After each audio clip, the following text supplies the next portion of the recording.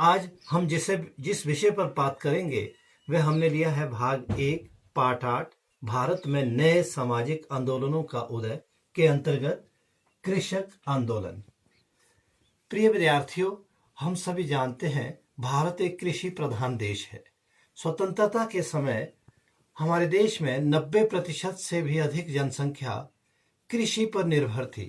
वर्तमान में भी यदि हम देखें तो हमारी लगभग 70% जनसंख्या प्रत्यक्ष या अप्रत्यक्ष रूप से कृषि पर ही निर्भर है।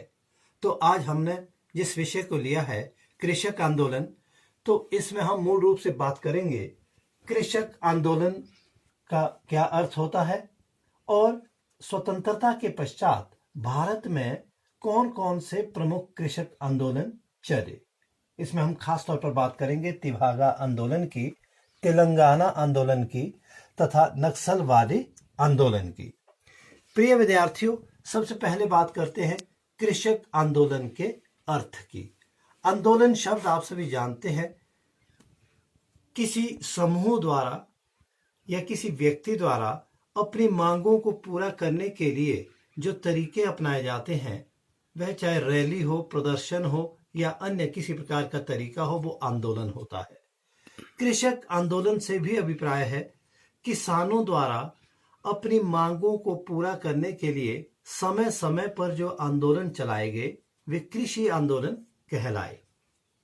आखिर कृषक आंदोलन क्यों हुए, ये बात समझना भी जरूरी है। कृषक आंदोलन, किसानों की जो स्थिति है स्वतंत्रता से पूर्व ब्रिटिश भारत में भी बहुत दयनीय रही।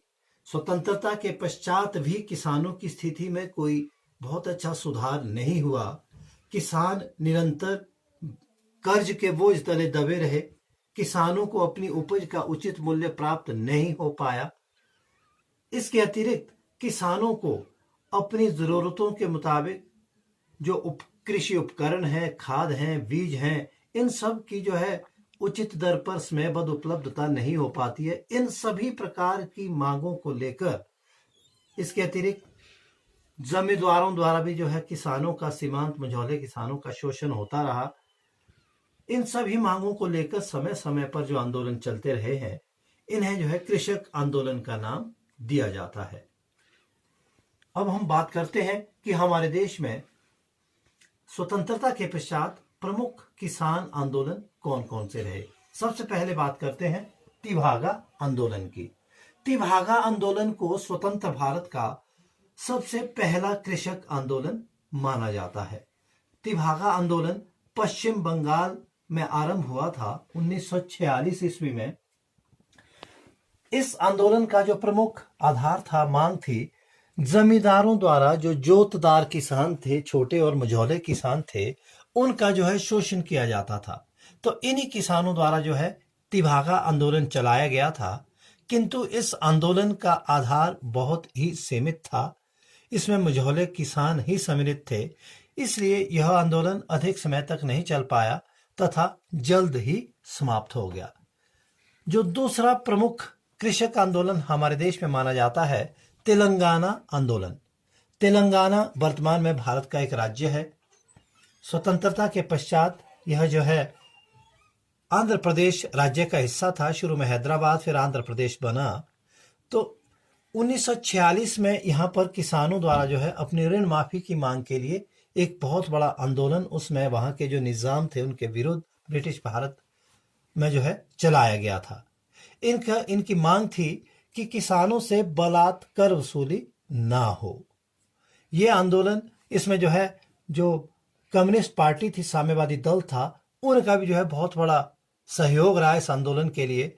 उन्होंने लगभग 40 लाख की जनसंख्या तथा 2000 गांव और 15,000 वर्ग मील क्षेत्र में इस आंदोलन का फैलाव किया।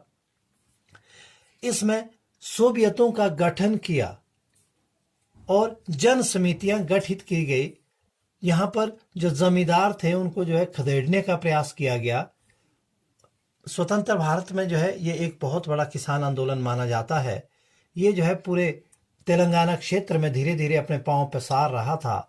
किंतु 1951 में भारतीय सेना द्वारा हस्तक्षेप कर दिए जाने से यह आंदोलन कुचल दिया गया।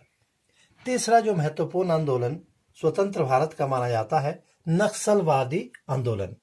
नक्सलवाद की यदि हम बात करें, भारत में जो नक्सलवाद जो आरंभ हुआ 1969 में साम्यवादी नेता कानू सान्याल के नेतृत्व में पश्चिम बंगाल के नक्सलवादी स्थान में से जो है इसका आरंभ माना जाता है। इसीलिए इस आंदोलन को नक्सलवादी आंदोलन भी कहा जाता है। कानू सान्याल माओ से तुंग के भक्त थे और वे इस विचारधारा का जो है भारत में भी फैलाव करना चाहते थे, इसलिए उन्होंने जो है किसानों को इसका जरिया माना।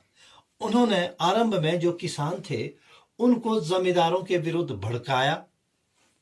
उन्हें जो है इसे जो है भारत का एक सशस्त्र किसान विद्रोह कहा जाता है।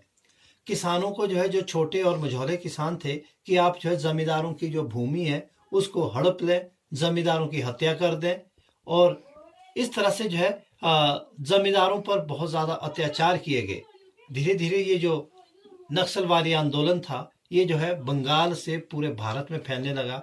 आज की यदि हम बात करें तो जो ये नक्सलवाद है ये एक बहुत बड़ी समस्या बन गया है। इसने आतंकवाद का रूप धारण कर लिया है।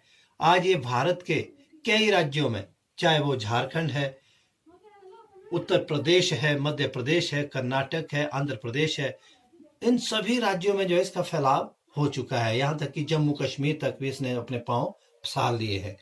नक्सलवाद आज देश के सामने एक बहुत बड़ी चुनौती बन गई है। मूल रूप से यह जो है कृषक आंदोलन था, जमींदारों के विरुद्ध किसानों का साम्यवादी नेताओं के द्वारा सशस्त्र जो एक कृषक आंदोलन है उसके रूप में इसे आरंभ किया गया था।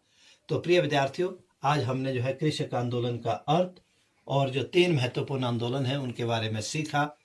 अगले वीडियो में हम जो है बात करेंगे भारत में पर्यावरणीय आंदोलनों के बारे में। इसके साथ ही आपको एक वर्कशीट भी जो है प्रदान की जा रही है। उसमें जो प्रश्न है हम उम्मीद करते हैं कि आप जो है इस वीडियो के आधार पर और इंटरनेट पर खासकर एनसीईआरटी की जो बुक्स है पॉलिटिकल साइंस की, उनका अध्ययन करके उन प्रश्नों का उत्तर देंगे।